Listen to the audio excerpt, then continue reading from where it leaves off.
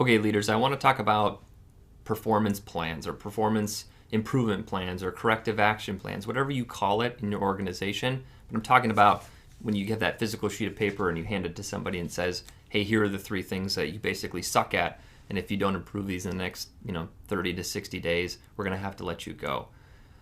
I want to talk about why these don't work and really why you want to avoid them at all costs. Most of the time, leaders lean on them as a crutch, and they fail to have the hard or difficult conversations with their employees verbally well in advance. So whenever a leader hands that to somebody, the leader always thinks that the person's not going to be surprised, like, oh, they're going to see it coming because they've really been struggling with these things.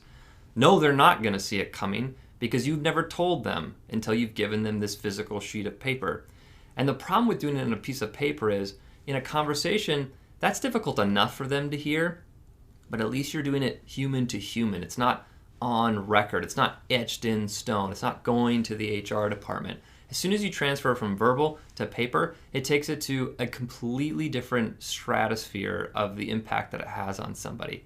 So my advice to you would be avoid them as much as possible.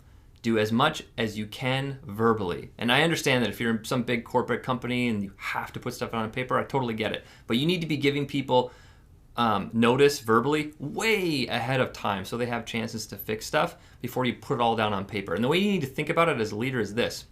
Imagine if you had a friend and you thought you were getting along really well, and then all of a sudden your friend showed up to your house and they gave you a sheet of paper and it said, hey, here are the 10 things you suck at as a friend. If you don't fix these, I'm going to have to, stop being your friend in the next 30 to 90 days. You tell me if you think that would be effective. If you would then go out and be like, well, here's the 10 things I need to fix. Let me do that right away. No, you'd probably be super offended and you'd feel betrayed and you'd probably feel like you didn't want them in your life anymore and you'd cut.